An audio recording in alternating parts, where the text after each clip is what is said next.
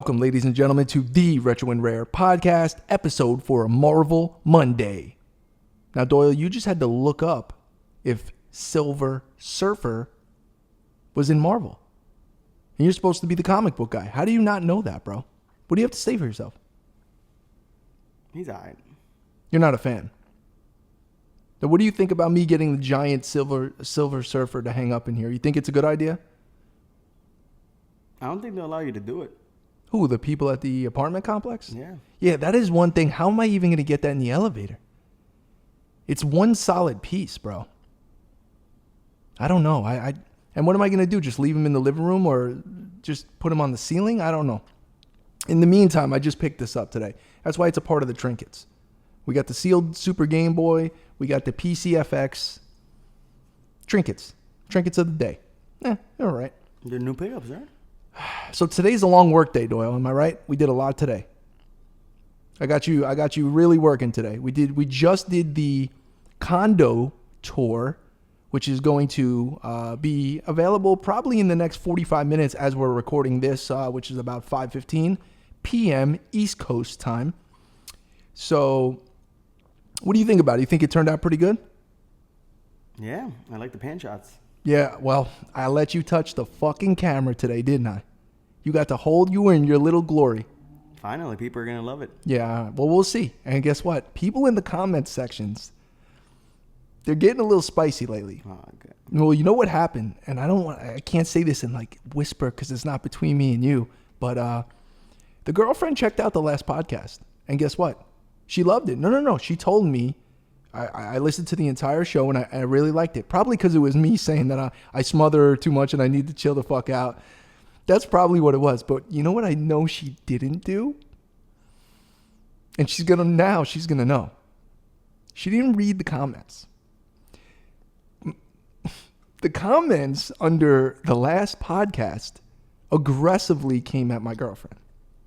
You put her on the spot. For being a super spreader. Because she went and she got her hair done when she had COVID. Now, look, the cat's out of the bag now. I was waiting for her to call me and be like, why are these people in the comments going crazy? I actually don't think she gives a fuck, but I don't think she knows. I got some DMs, some angry DMs directly to Instagram about that too. Yo, bro, I think it's kind of fucked up that your girl did that and da-da-da-da. You guys got to be more responsible. Like really going at me. And even if you read the comments in the last one, I'm like, yo. I mean, let me be clear. I understand where they're coming from. Wait, you got your hair done too? No, I didn't get my hair done. Oh. Okay, I get my hair cut. I'm a man, I get a haircut. I don't get my hair done. Do you get your hair done or do you get a haircut? Well, I thought you said you got pedicures and manicures. I don't do that, bro. My shit is not looking great. I don't ever do that, bro. Joe Rogan, your boy does. Does he? No. I don't think Joe Rogan gets manicures and pedicures, bro. He got COVID, so we are similar.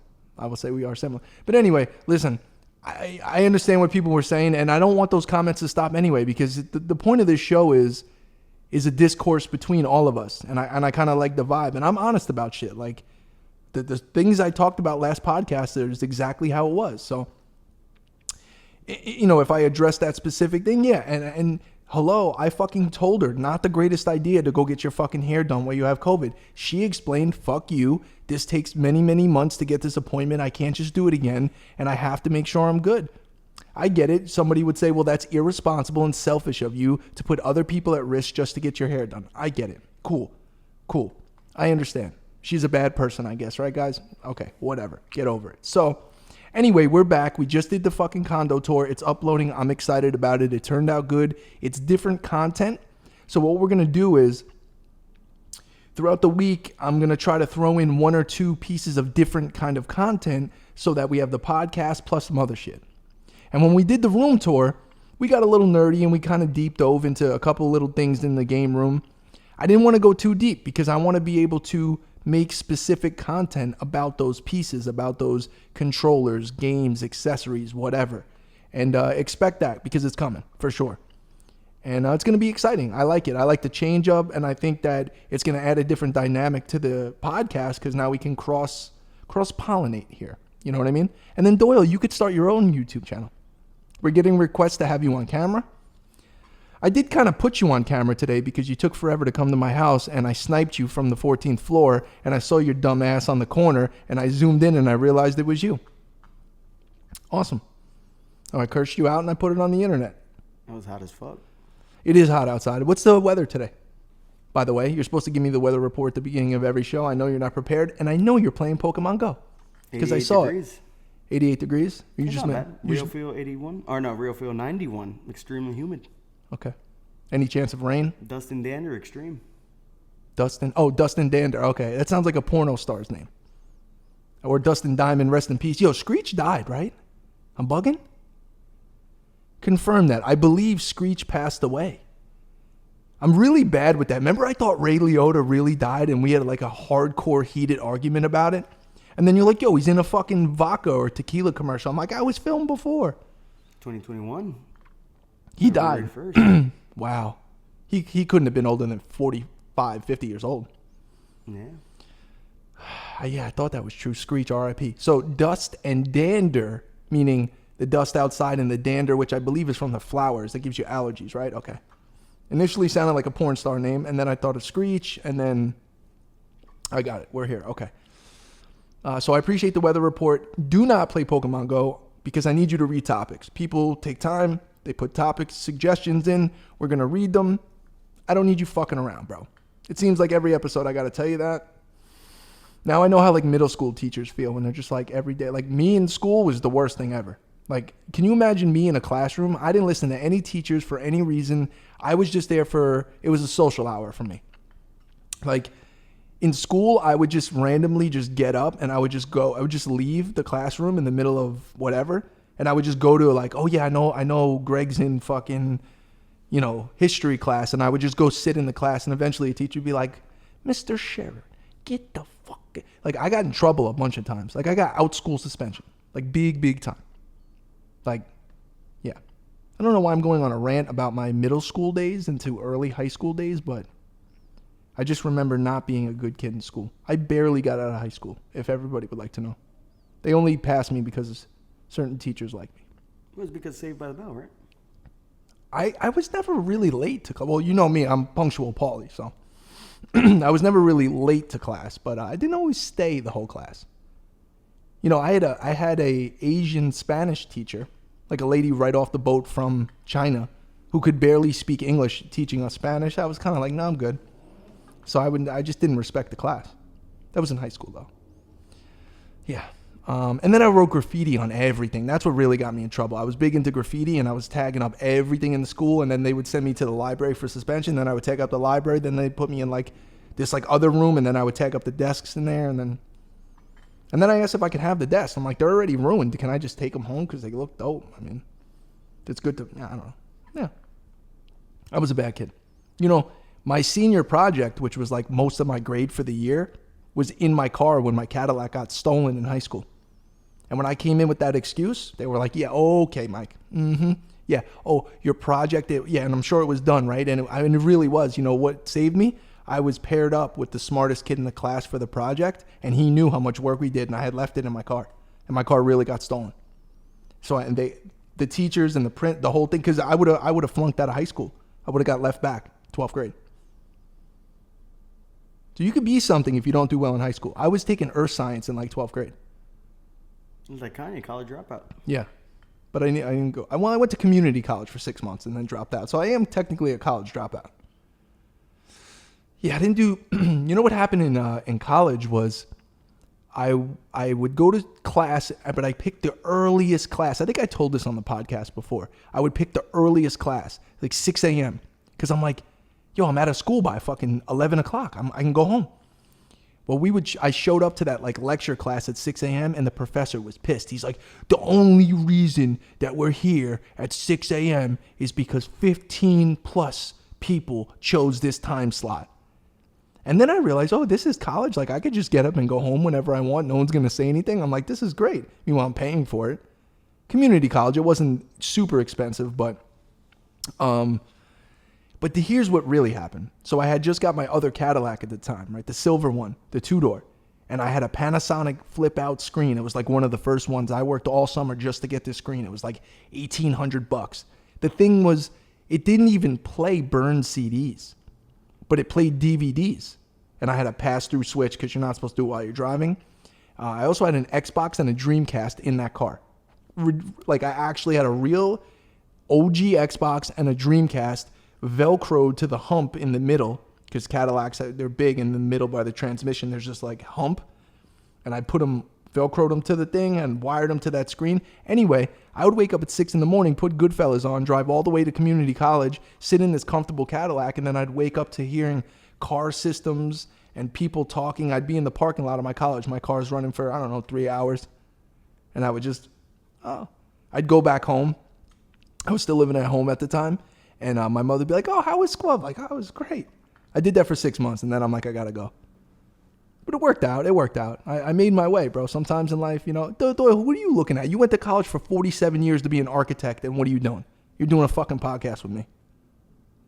Well, it's sort of creating content. I know. But Doyle, you have a degree in architectural design, is that correct? Would that be? Yeah. And what kind of buildings are you building, bro? Exactly. And how much money have you spent in school? Is it more than $20,000? Nah, I had scholarships. You got scholarships? Nah, tu bruto. You're not fucking smart, bro. Who gave you a scholarship? I would like to talk to that person. Yeah. And then, see, this is the problem. They give you scholarships. What'd you do with it? Nothing. Nothing. You've worked at the same place for 11 years, and you're not building. You're supposed to be building high rises in Miami. That's what I thought you were going to do. I mean, I could go over there, but then who's going to do video editing? Well, no. I mean, now you're fucked. You're locked in here. But, I mean, you could be making a few hundred. I mean, architects make good money, bro. You know that. A few $100,000 a year, and then you become a famous one because you built some weird-looking abstract building. You're a millionaire instantly. For real? Well, yeah, it's too late. I'm out of here, then. Yeah, well, go ahead and do it. It's too late for you. Right. No. So anyway, we kind of briefly explained the trinkets here, the PCFX. What do you think about the PCFX? You don't know anything about it, but cosmetically, pretty cool. It's all right. Yeah, it's all right. You're right. I mean, I love it. I don't have any games for it. That's the problem. It does power up and everything is cool. Garage sale hunt. But what games are there for it? There's those, what's the Japanese girl porn? The hentai? Is it called hentai? There's a lot of those as inappropriate. See, what happened is this. Came out in the 90s, mid-90s, and right around the time PlayStation and Saturn came out. But the problem was this thing didn't do any 3D shit. So the problem was everything was 2D, so it was already behind the Saturn and the PlayStation. And then the 2D games they were producing, they were really banking on the JPEG video shit, which really didn't pan out as a format of like, you know what I mean? Like full motion video kind of shit. But most of it was animated. It was only available in Japan, number one. And but there's a shmup, which is a shoot 'em up. A lot of people don't know. We nerd out. Shmup. That's pretty good. And then I'm like, I'm watching like GameSack, which if people want to know really good history on consoles and stuff, GameSack is a great YouTube channel. Been around for a long time. And I really respect those guys' knowledge. And I was looking as they went through each game, and I was like, yo, this one looks really good. And I looked it up. It's like $1,900. There's one of them on eBay. I'm like, oh yeah. There's like a fighting game that looks good, and most of the games are RPG-ish, and they're all in Japanese. Oh, Myst? Well, not like Myst, but for the price I got that for, garage sales, scoop, come on, bro. I have to. I mean, I love it. No, it was mint. Look at it. It came complete in box. I mean, I like it as S-Video out, too. I like that. It's got composite, but then it's got the S-Video. You got to respect S-Video. Some people may know what the fuck we're talking about, but the nerds do. Shout out to you. And then this fucking thing, thrift store pickup, Game Boy, Super Game Boy, variant cover, factory sealed. Still has the Nintendo things on the thing. I think I'm just going to leave it. Should I get it graded like the WATA grade thing so I can get $1 million out of it? You think I can get $1 million for that? Yeah. No, I don't know. Anyway, I got it for $4.99, so we're going to keep that. Maybe we'll open it one day. Oh, it comes with the game guide. And it's in there, too, because it's heavy. You can feel it. It's definitely, that box is pretty fucking heavy. So, yeah, these are the last couple of days pickups. Oh, and I also just got the Spider-Man, 363?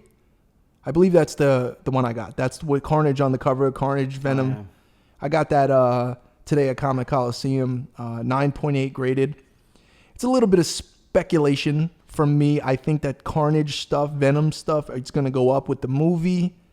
And you know me, I'm tangible asset guy. The price point was good. Plus, here's the thing. All those punch cards.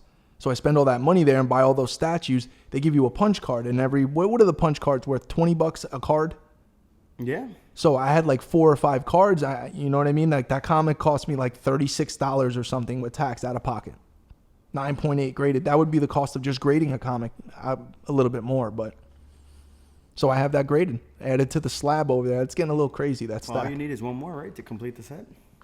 No. Oh, because I have 361. Oh, yeah, you're right. So I need 362. Oh, yeah, you're right, because it says on the cover it's the final. So, damn, I need 362. Damn. I bet you. What's the price on that? It's probably, I don't know. Check it out. But it now, has to be white pages, right? But yeah, white pages. You know what's funny is the Carnage Maximum Carnage collection I have, which I got graded. They're all 9s and above, 9.2 to 9.8. The price on those are starting to really get crazy a little bit. So I don't know, man. Like, this is the game, though, right? I mean, I always try to direct people to buy what they're passionate about, hold on to it, and hopefully you make some money on it. If not, you don't. It doesn't matter because you're still passionate about it. 125 is not bad. For a graded one, though. I need graded 9 and up. No, that's graded. Okay. So I might have to pick that up. And the other thing, you know what the one I really want is, I've been showing you. The Maximum Carnage Acclaim variant of the comic book. And they had that one that was graded in a 5, and it was only like 400. I can't. What's the point? A 5 is not worth getting. It's not worth getting. If I want a 9 or above, it's going to be 15 hundo, 18 hundo. I seen one for 2,000. It's old though. Yeah. I'm not willing. I'm still going to hunt around and see what I can do. Somebody spent the chunks though. Well, yeah, but I mean, how much is a first appearance of Punisher, or how much is a, Amazing Fantasy? I mean, you know what I mean? You can get crazy. You can spend $1 million on a comic. So, you know what they had in there is the not graded Spider-Man 300. Right? Isn't it 300? Oh, yeah, with the one that I opened up. You opened that up? I didn't know it was Spider-Man 3. Are you sure it was 3? I thought it was some random. No, I'm positive. Well, yeah, you're an idiot. Once again, we said it 3 or 4 times in the podcast. We're going to reiterate. Doyle, this idiot, opened up a graded comic. And then I asked him, what the fuck do you mean you opened up the graded comic? He said, I wanted to read it. It was a real bitch to open, too. That's what you told me. Yeah, because once they're graded, it's over. And what have you done? So you read the comic, and now it's sitting on your shelf at home. You're going to get it regraded? Imagine it comes back higher. No, but I think that was one of the things. The grade wasn't good, right? Yeah, it was all right. What was it, a 7? It was an 8. That's not bad. Well, you definitely lost money on it. Let's just keep it. Well, in the game room tour, we talked about the Street Fighter 3DO. What do you mean? You opened that shit up. Oh, yeah. You bought Street Fighter 2 Turbo on 3DO, which is the best version of it and has the best artwork and is the Akuma iconic thing. Years ago, this is a long time ago, you snagged it on eBay for what, $80, I believe it was, right? Something in that, under $100, sealed. And I was like, yo, we got to open this. I mean, like, I need this game. I've been wanting this game. I had my 3DO. I was on my 3DO kick at that time. And you're like, no. It's got to stay sealed. It's got to stay sealed. I'm like, all right, bro, you're right. And then I had just got the PlayStation VR. Just came out like a week before that. And guess what? I'm like, yo, you know, bro, you need to try this horror game out. Check it out, man. It's dope. Boom, I put the fucking helmet on your head, gave you the 2 little move sticks, and I went in the kitchen and got myself a knife and went, opened that bitch right up, filleted it like a fish. And, I've had many great memories playing that game ever since. Now, devalued that. I'm sure we could have got that graded. It'd probably be worth a few grand. But I'm okay. Now, I do regret selling that Akuma shirt. I had the Akuma 3DO promotional Street Fighter. Shout out my boy Deadstock Lewis. I'm embarrassed to say how much I sold that shirt for. That was years ago too, and I was a rookie in the shirt game, and I didn't realize that these shirts go for that kind of money, and I thought the money I was asking was kind of crazy, and he's like, what? PayPal, bing, bing. I'm like, oh, cool. Ship the shirt out. I'm like, oh, took an L. Regret selling it. Same thing with the Final Fantasy. So the Final Fantasy VII promotional shirt I bought off the back of a guy. Saw it. I said, sir, I need that shirt. He was an older guy. He was in his 50s. I'm like, I need that shirt. I'm like, here's the deal. I'm going to give you $40 and I'm going to go in this store and buy you another shirt. So you obviously have a shirt. And he did it. And I sold it for $175, whatever. That's not bad. Yeah, but come on, bro. I should still have that shirt. I'm an idiot. Why did I even sell it? That one was my size too. It was a large, so it fit okay. That's usually my issue with the vintage. If they're too big and I need them to fit a certain way. So, whatever. Anything you need to add before we get into some topics, Doyle? Well, we did the game room tour, right? I know Doyle, we talked about it, bro. We let them know it's uploading. It'll be the third time in 14 minutes that we talked about it. It was good. It's different kind of content. I appreciate it. Why don't you give me a topic? Open up the ding. I see Pokemon Go from here. I see the Pokemon stop and all the bullshit that's on there. They brought back the distance. People were pissed. All right, so what do we got? Here we go. We got Tropical Storm Larry.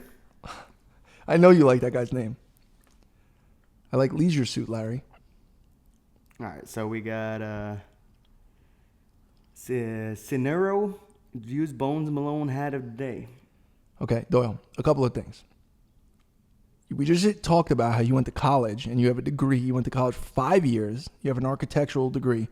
You don't want to talk about this topic either? You don't know how to fucking read correctly. You read the person's name and then it melds into the thing and then you just say the person's name, boom, Malone, like, what are you talking about, bro?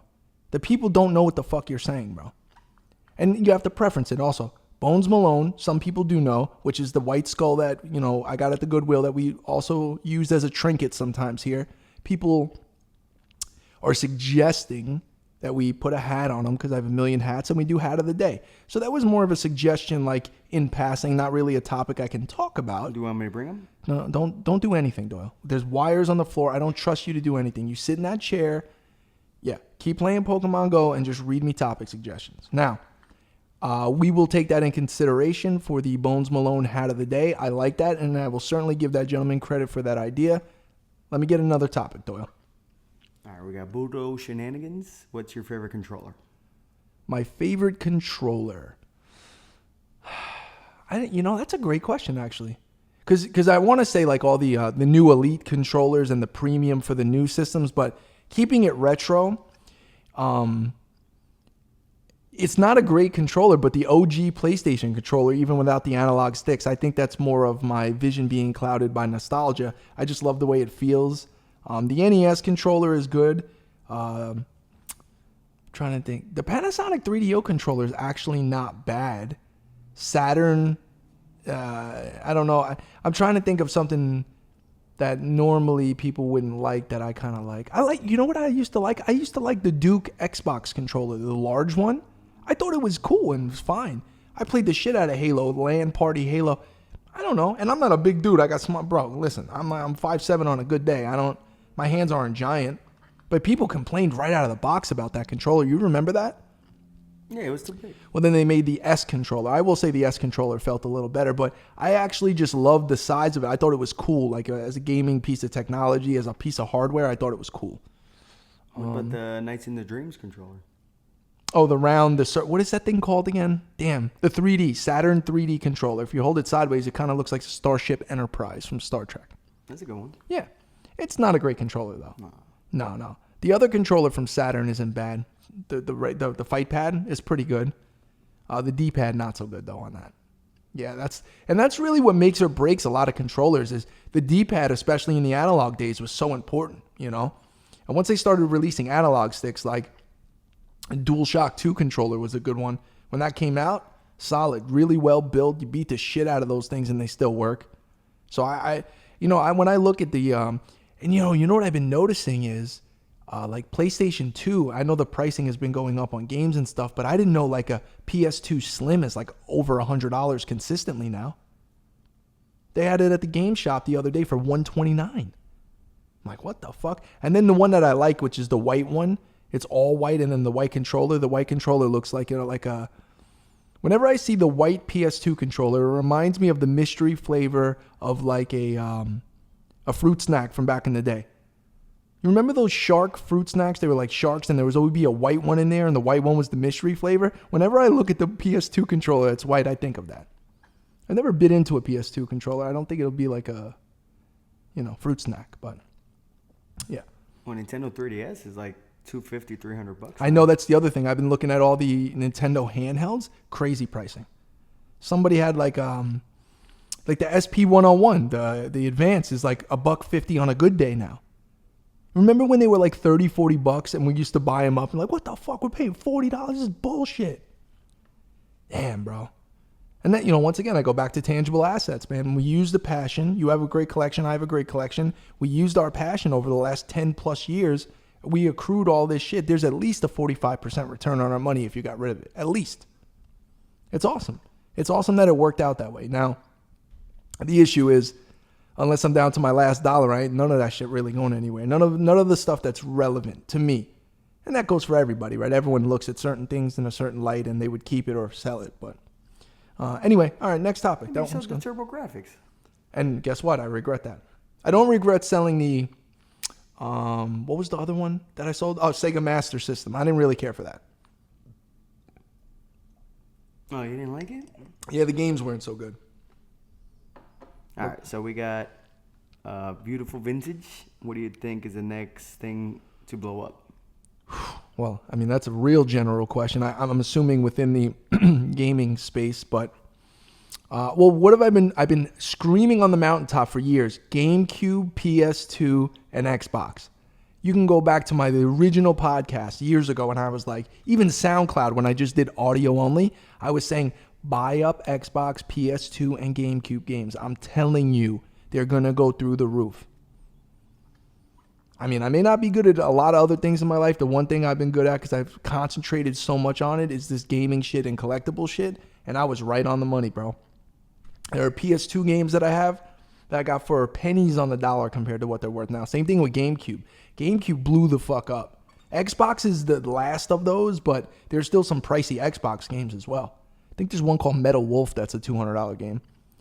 But I mean, certain genres, like there's random GameCube games that are like, there's this one racing game, it's like $200. Like what? Or your boy, Jay Williams, right?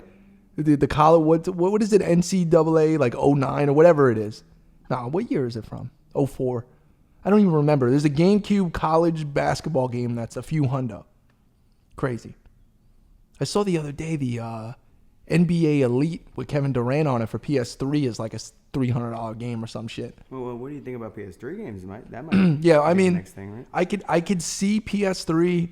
Excuse me. I could see PS3 games going up, and there are some that are in there. It's just I rather just stick with the earlier stuff. Meaning the latest I'll go is PS2, Xbox, and GameCube. Everything after that I'm kind of not interested in, but I don't think it would be a bad investment if you know what you're doing and you kind of. Because PS3 was starting to where the complete games started going away. Like the manuals aren't there anymore. They don't really.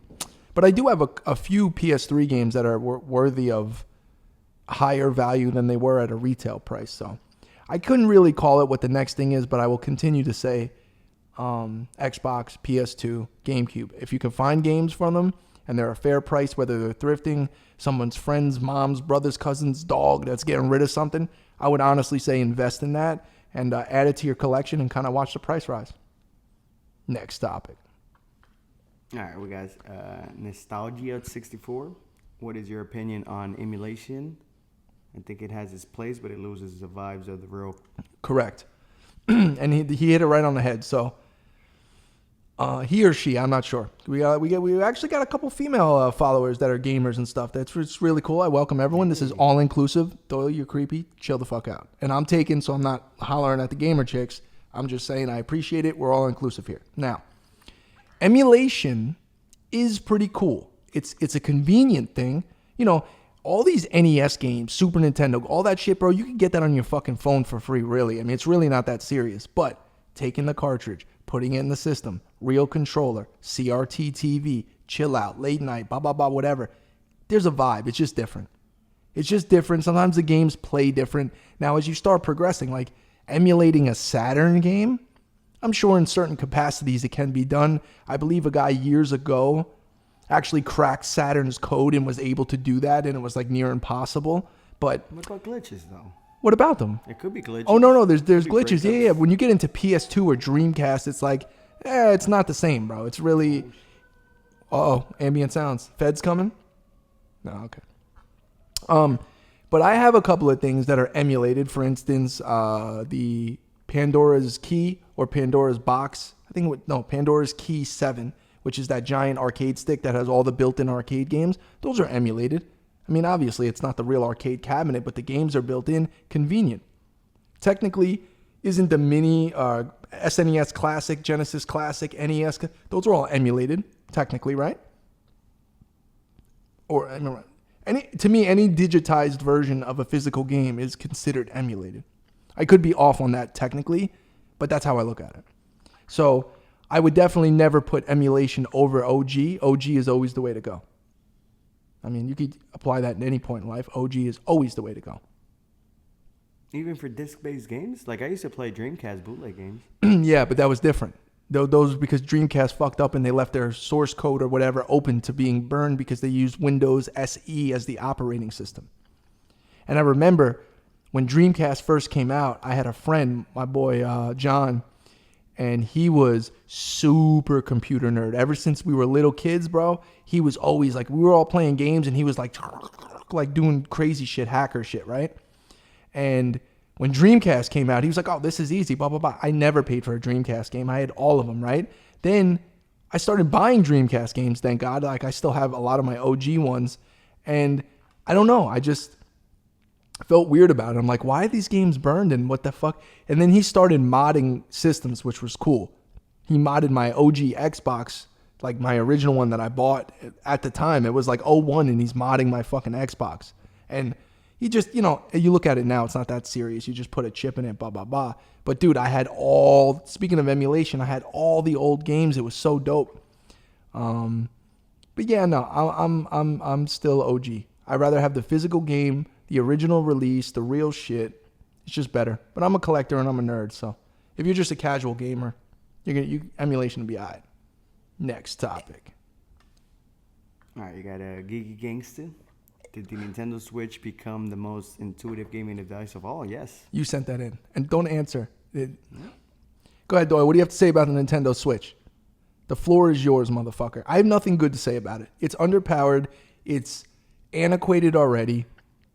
I don't care about Bowser and Peach and Mario Odyssey. And I don't care about Breath of the Wild. I'm in the minority on it. I get it. I'm going to get attacked in the comments. Dread. You consider yourself a real gamer. You don't even like Breath of the Wild. You're a scumbag. We thought you were cool. I know, bro. I know. I'm a loser. I understand. I don't like Breath of the Wild. Sue me. Metroid Dread? Oh, no. The Metroid game? Yeah, I know. I need 4K resolution on the screen. I need 12 plus hour battery life. I need 60 frames a second. Oh, you know what? I could do all this by buying that other giant fucking PC, the Steam one or whatever. Can't I do that? And they gave you the OLED screen? Yeah, OLED screen, yeah. That the PS Vita had 10 years ago. Yeah. No, I don't fuck with Nintendo Switch. If you guys like the Nintendo Switch, that's fine. Please do not threaten my life or my family's life just because I don't like the Switch. Because I've been dealing with it for years. Thank you. Next topic. That's it. Yeah, I have nothing to say about it, bro. All right, so this guy wants to talk about WADA again. Yeah, I saw a couple people hit me up about it. Listen, they scammed. As far as I know, somebody who owned the company was the one bidding big money on sealed. I mean, the games are still good money, though. Well, they're not worth 1.2 million, though, probably. Well, I don't know. Listen, the market dictates that. If the market dictated that, then fine. But this is artificial inflation. Now you're fucking around. You're manipulating the market by dumping a ton of money into something that is probably worth half that, maybe. Like the one guy that bought the Super Mario sealed black box on NES a few years ago for I think it was $100,000. I think that was just real deal. Well, even the Pawn Stars guy wanted to buy it. Right, and it was around that price, right? I mean, Pokemon cards. We talk about that. I mean, they go crazy like that. And you always remember Pawn Stars. That guy that had all those Charizards, PSA 10s, and he had stacks of them. I'm like, bro. Yeah, they lost out.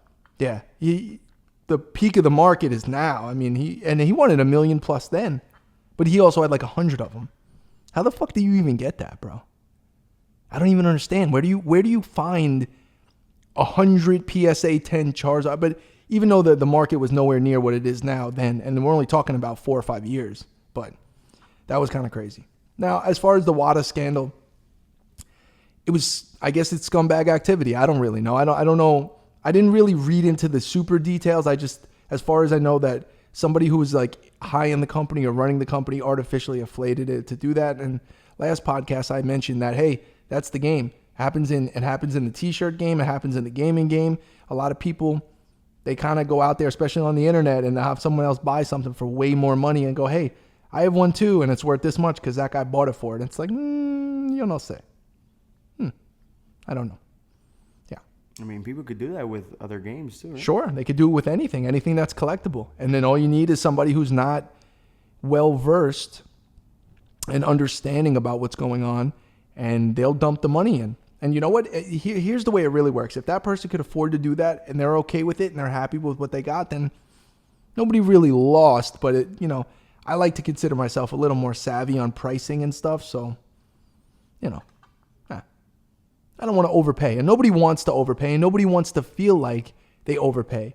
People, when you buy things, you want to feel like you got a good deal, even if you didn't. That's how car salesmen operate. That's how salespeople operate. You might buy something. As long as you feel good about your purchase, that's all that matters. That's all. But what about the Haunting for PS2? Yeah, Haunting Ground, yeah. Yeah. I bought that for $30. No, I'm sorry, I lied. I bought that for $50 years ago. And I remember you were with me. I was at Brad's store. I'm like, I'm paying $50 for a fucking PS2 game. I'm out of my fucking mind.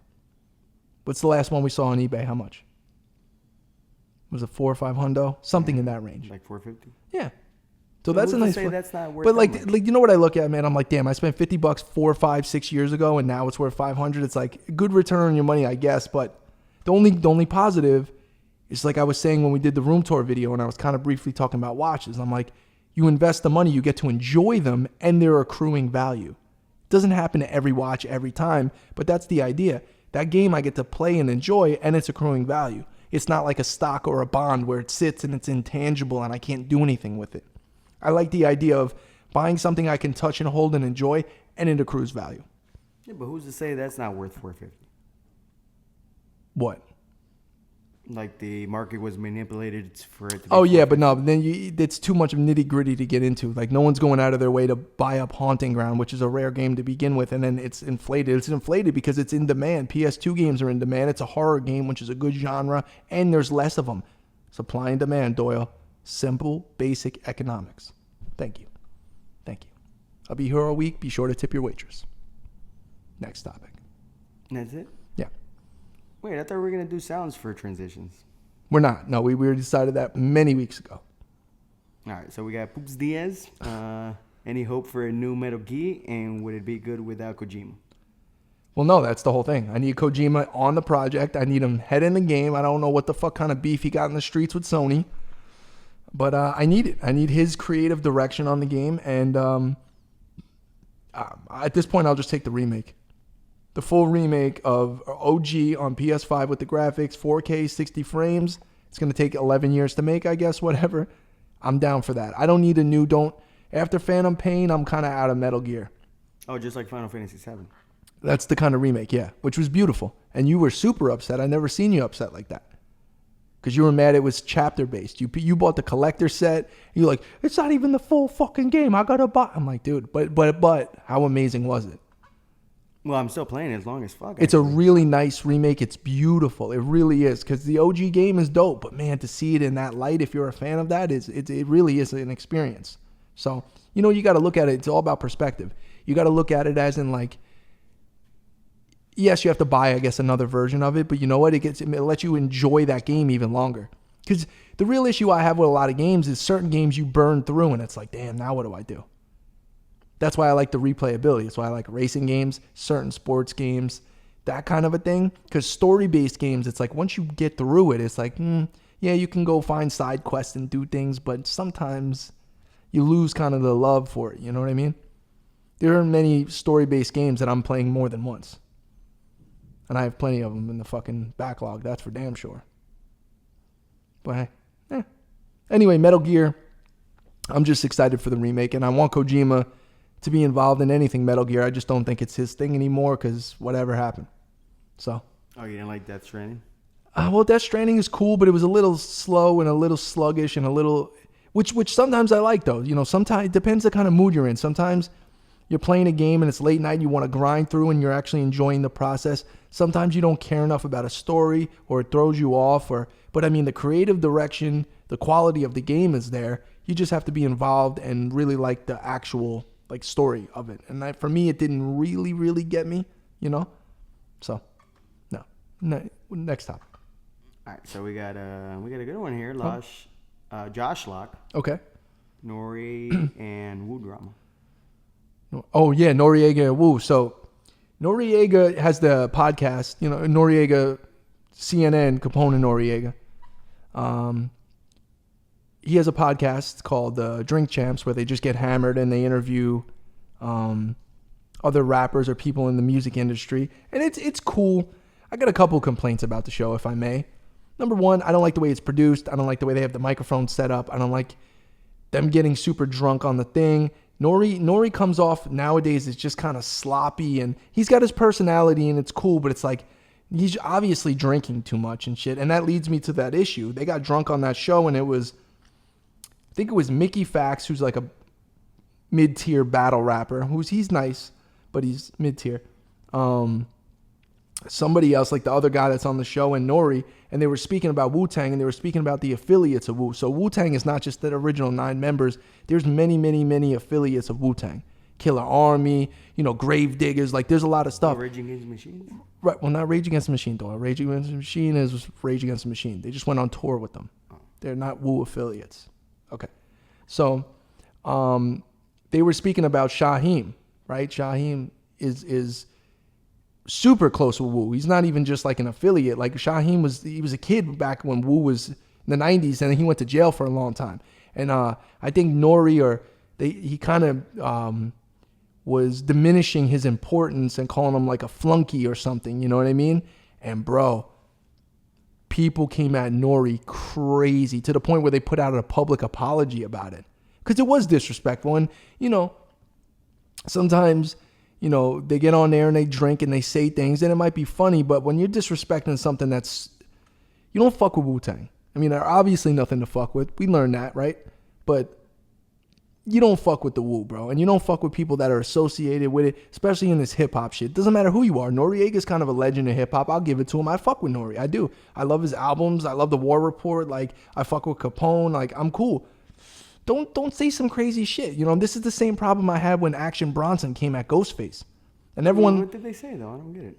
They were diminishing the affiliates of Wu-Tang, the outer kind of clan, the outer shell of it gets really complicated and deep. And I understand Raekwon has more importance or Ghostface has more importance than maybe some random dude in Killer Army, or you know what I mean? But it's not like that. Like, you have to understand Wu-Tang and you have to understand how all the pieces fit in the saga and the story. It's way deeper, and people sometimes don't understand that it's deep like that. They just don't, but they're not in it like that. So I remember when Ghostface and Action Bronson had a beef, right? And it's because Action Bronson got on ESPN. He was on one of those shows. And they're like, yeah, anyone ever tell you that you sound like Ghostface? And he's like, yeah, I hear that all the time. And instead of just saying it's a compliment and he's a legend, he didn't stop there. He said, but he ain't rapping like this no more. And it was like, no, bro, you just fucked up. You should have just left it as, I am super, super happy that people compare me to such an important person in hip hop like Ghostface. And he obviously inspired me, but I do have my own style, but I super respect him and the whole clan. That's what you should have said. But maybe he doesn't like being sounded like somebody else. There's a way to go about it. And when you're talking about legendary people like Ghostface Killer, you don't disrespect them on ESPN publicly. And Ghostface went ham. He made a crazy video. Yo, I got shooters in every state. Yo, he's talking about, I'm going to catch you on tour. I mean, he was going ham. Now, through all that, I talked a bunch of shit about Action Bronson, And I remember Action Bronson tweeted out around that time. He said, I never knew so many people wanted me and my family dead. And it was kind of like, oh, no, poor baby. Now you feel bad? Like, you should have shut your fucking mouth. Now, they've reconciled that beef, and I've come around on Action Bronson. I've always liked Action Bronson. Anyone that knows me knows I would like the guy. I love the shit he raps about. His style is dope. And as far as today is concerned, just speaking of Action Bronson, man, his incredible journey with his whole health thing is crazy. He lost a few 100 pounds, bro. He's in fucking shape. Like, and he documented it all. It's really good. It just, that specific moment in time was kind of crazy. So Hope that sheds some light on that topic. Next topic. Well, I think they also sold the Wu album to somebody else. Sold other it to than your me. boy. Sold it to me. What was your boy? I have an bought it, NDA right? I signed on that. I can't tell you the price, and I can't tell you what I did with it. Well, Martin Shkreli? Yeah. Yeah, he's He just got come back. goons? No, he ain't got nothing, bro. All right, so we got GX Gamer. Any Holy Grail items you would still love to grab? You know what I would? You know what I was? It's funny that person asked that, because yes, it is a little bit harder this deep in the collection to be like, oh yeah, I want this. Like Maximum Carnage was always my grail, the collector set. It was always my holy grail. You know what I want? The Majora's Mask Adventure set. It's similar to the Maximum Carnage. They actually released it's a box set, and it comes with like a medal and the mask and the game, and it's beautiful. And I remember years ago that bitch going for 2Gs. I don't even know if they exist anymore or whatever, but I think that's what it's called, the Majora's Mask Adventure set. I see you got the Majora's Mask vintage hat on today. That's very nice. How much you pay for that, Doyle? It's clean. 125. What? Bro, you got to calm down on eBay, bro. It's a promo item. You're getting your dick hard on eBay and hitting buy it now. You got to chill the fuck out. It's a nice hat, bro, but 125 is chunky, bro. It's vintage. Yeah, it is. I mean, whatever, dude. Listen, me telling you not to buy something because of the price is kind of ridiculous. I do dumb things sometimes too. But you know what, though? Honestly, it's a nice hat. I don't know if it's worth more than 125. I'm a pretty good haggler on eBay, and I'm a pretty good deep searcher on eBay. So I find the most obscure shit for the lowest prices, and people are like, "Where the fuck did you get that?" I'm like, "I got it for $14 on eBay." You just got to find someone that's not really like someone that might have found that hat at a thrift store, or, you know, because if you went to that guy's page who sold you that, I bet you he sells a ton of other vintage stuff, and he has other $500 shirts, or he's a gamer and he does all that. So you got to find the guy that just, you go to their page and they sell like pottery and screwdrivers and random tea kettles and shit, and it's like, oh, and a Majora's Mask hat for $32. That's what you need. Well, that's how I found Castlevania X. There you go. It just takes patience, Danielson. Patience. But anyway, that's cool. Wait, no more Holy Grails? I'm trying to think. Man. I mean, obviously there's shit out there that I would like. I would really like the Net Yazaro system. You know, I've been after one of those for a while. That's the Sony PlayStation Japanese release. So when the PlayStation came out, they were still reaching out to people to develop games. So if you wanted to pay an extra, I think it was like $700 even back then, which was crazy. It's a matte black, almost rubberized PS1, like the classic PS1, but it has a different menu, and it has the ability to be able to develop games, and you can actually send it to Sony. Now, I have the controller for it. I never got the system. I also like the other variants in the test systems, like the blue PlayStations. That kind of shit is dope too. And they're pricey at this point. They were pricey back then. You know what I like? I like weird, obscure consoles. So I'd be into like how I have the Panasonic 3DO testing station. That's dope. Like that's one of my favorite like weirdo systems. The Sega CDX is another one I love that I have. And then the Panasonic Q. Oh, the Pippin? Oh, that's one. Here we go, Doyle. The Apple Pippin. Bandai actually had a thing, so it's like the Apple Bandai Pippin, but Apple actually came out with a system mid-90s that was like a multimedia system. It had a trackball and a boomerang-shaped controller with a trackball on it, and it had the operating system from Mac. Most of the games are bullshit. I think there's a Kerbivore game on there. Like Kerbivore. You ever heard of Kerbivore? It's like a giant yellow stalky guy that's like a giant that's kind of weird. I think it's on Nintendo, but they had it for Apple Pippin. Other than that, there's kind of educational bullshit. Like I have random systems like the CDI, so but the Apple Pippin, I do want that. The black one. The black one was the NTSC American version. About $1,000. And it seems to be someone found a warehouse full of them because there's so many of them that are brand new. So it's like, come on, bro, hook your boy up. Let me get one for a few hundred. $1,000. I'm not paying $1,000. Next topic. What about the good games like Cannon Spike and? Yeah, I don't Panzer have Cannon Dragoons? Spike. I have Panzer Dragoon. Oh, Saga. You keep bothering me about Panzer Dragoon Saga. I'm not getting it. I don't care enough. And Cannon Spike I'd like to own, but And NES World Championships? oh yeah, the championship card? No.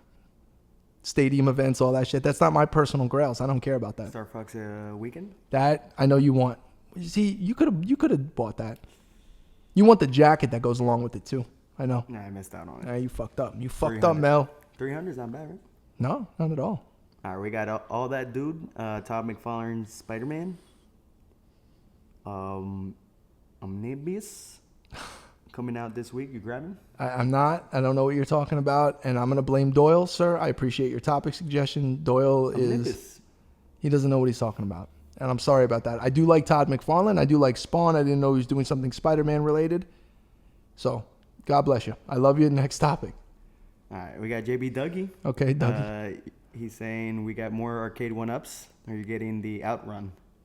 Outrun, great game. Not gonna. I don't know. I mean, I haven't looked at steering wheel on it. Yeah, but I don't trust arcade one up to go outside of the 2-player. That's the sweet spot. Stay in the 2-player, guys. They go to the 4-player, no me gusta, and then they go to the wheel thing. They have the Cabela's, right? You want to get the fucking deer hunter big buck, and then they do the pinball machines. Not really feeling it. Just like they do the Star Wars. Yeah, that Star Wars one. It's just like nah. These, though, however, the 2 players, love them. They're beautiful. You know.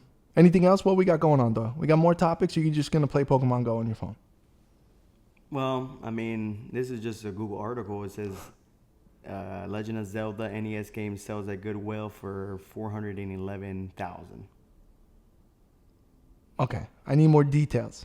What do you mean? Well, Goodwill held an auction. But why did Legend? What is it? The fucking first one ever made? It was a prototype? No, it's Legend of Zelda sealed, like kind of like a Super Mario. Oh yeah, okay. So somebody donated it. They said. Yeah, of course. I mean, I could see that happening. Granted, it would be less and less now, but I could see somebody, grabbing a box full of shit they don't know any better, and it's like the old shit that's been in their closet. Maybe it was an older lady and it was her son's and whatever it was, and They said they purposely did it. They purposely donated it. To knowing that it would blow up for what? To create jobs and shit, Oh, at Goodwill? Oh yeah, because Goodwill has an auction website now. Yeah, they know what shit's worth, and they actually promote that. I think they promote like someone sent me a thing that was like Goodwill promoting like, oh, post your gems that you found at Goodwill. It's like, yo, you guys, whatever. And they raised their prices. I told you that last week. I went back to Goodwill after having COVID and all that shit. I went back to Goodwill weeks later. All of a sudden, $1.99 tees, now they're $5. The jeans that are $6.99, all that, oh, they're $13.99. Everything is up like 30, 40%. I'm like, get the fuck out of here, bro. I don't need any more fucking t-shirts, that's for sure. That's God's way of telling me, yo, calm down, bro. Calm down. Damn, but someone could have found that sealed. You know what topic I saw in there that I wanted to talk about? I don't know if we get to, is someone wrote gaming with your parents. And I actually, my mother, God bless her soul, you remember good old Barbara, man. She loved her games, bro. She was super into games. And when I was a kid, she actually got me into gaming. My mother waited online to buy the NES in Long Island. And that's how we got stadium events back then, because it only came out in the Northeast, and there was a few hundred, there's pictures of me playing stadium events, not track and field, stadium events as a kid. And, she loved the NES. Like, it was like, she played fucking Jaws. She beat Jaws. She beat Tetris. Like, I watched her do it. And like, growing up, like, I always had games because of her. And my father was the complete opposite, hated video games. He's a master carpenter, and he didn't give a fuck about none of it. He was an old school dude. He reads books, he smokes pipes, and he fucking makes crown molding. That's what my father did. He didn't fuck around with no games. He thought it was a waste of time, whatever. But you know what? I got my father once. Every Friday, we would go get pizza at Phil's Pizza in Long Island, right? And then next to Phil's Pizza, there was a place called Movie Land USA. And I would always go in there, and he would always let me and my friends pick out 2 games and 2 movies. And bro, I rented the first like Medal of Honor game. And I remember like my dad being interested in it because it was World War II shit and blah, blah, blah. He's a history buff, right? And he actually sat with us. And then for the first time ever, like I remember seeing my dad like be excited about a video game. And then actually when Frontline came out, I believe it was on PS2, and the storming the beach of Normandy and shit like that, he was into it. He was like, oh, this guy over there. Like, he was like super about it. So that was kind of cool. I do have a couple of memories growing up of playing, especially with family. I mean, me and my cousins have great memories, but specifically a couple of memories with my parents, specifically my mom. My mom actually played video games, which was dope, which obviously got me into it. So I saw that topic in there. I don't know if you're going to get to it or not. Oh, yeah, I was Ringland. I was going to mention. He was good. That was a good topic. Oh, yeah, you got to shout out the guy who sent it in. Yeah, that's my job. What the fuck? Well, whatever, man. It was a topic that I saw and I thought about, and I was like, it was a dope topic. Brought up memories. All right, so we got a few more. Goldie Nick, thoughts on the Game Boy games coming to Switch? You just got to bring the Switch back into it. There's another selling point you try to get me on. You're like, yo, you could download SNES games, like when they made that available. I'm like, I have an SNES Classic, or I have 1 million SNES cartridges. You want me to buy a Switch so I can play it? Like, I don't get it. In HD. No. I'm not buying a Switch. It's cool, though. People fuck with Game Boy. Look, I got the Game Boy player for the Super Nintendo. I could just put it in there. That's cool that you can do that. You can open it? No. Oh. I'm going to leave it. The back is really cool, though. It's got Donkey Kong Land, Kirby, Space Invaders, Zelda, Wario. But yeah, no, whatever. I mean, I get it. If you're a Switch fan, you're excited. It gives you another list of games. And Game Boy games are great. I know you love Game Boy games, but Game Boy games are fucking... I'm with them. All right, give me one more topic. We get out of here. We did a lot today, Doyle. Yo soy sueño. That's it? I'm sueño, bro. All right, what about the Game Room Tour? We're not doing that? We talked. That's the second time you brought it up. Part 2, right? Part Oh, 2, okay. All right, now look at you trying to back your tracks up. Okay. Yes, there's a part 1, because we didn't go in detail, and the game room's not done yet. I just wanted to kind of show people, because I get asked a lot of questions about the condo. It's cool, but we are going to come back with a part 2 for sure. We're going to wait till the game room is completely done. We got some more lighting, and obviously we got to get stuff out of the catacombs, bring it out, set it up. It's going to be really dope, and I'm excited. And I'll be honest with you, I'm really excited to be kind of reinvigorated and re-inspired with what I'm doing. I needed this. I feel great about it. And I'm excited about putting out content, man, because, you know, people reach out to me a lot, and I ignore a lot of fucking messages. And a lot of it is based on, yo, bro, why don't you do this? We would love to see you do this. Come on, da-da. And I'm just like, yeah, whatever. But now more than ever, I'm being responsive, and I'm trying to just be inclusive of everyone. And, like, let's just create a vibe. Let's create a channel that, like, everyone could be down with, you know what I mean? And we could talk about our passions, which happen to be everything ranging from music to movies to vintage everything, gaming and all that stuff. So I'm kind of excited about it. And I'm excited where this kind of new energy takes me. So I think we'll shut the show down from there. Is there anything you would like to tell the people before we get out of here, Doyle? We're doing, well, somebody was asking Maximilian, Patreon or Switch? Twitch, not Switch. Yeah, all you think about is Switch. Yeah, we are. We're definitely going to start a Patreon channel. And if people would like to support us through there, we're going to do that. There's merch coming out for sure. I'm in the middle of designing merch on vintage shirts. Hopefully people will support that as well. And yeah, so to answer your question, yes. But is there anything you would like to personally tell the audience? And forget about it. That's it? That's it. You got nothing? Okay. Well, listen, ladies and gentlemen, it's been a pleasure. Check out the room tour. Oh, like, comment, share. Like, comment, and share. Thank you, Doyle. Check out the condo, room, apartment tour, whatever you want to call it. It should be available actually right now. Yeah, you know what? Until next time, peace.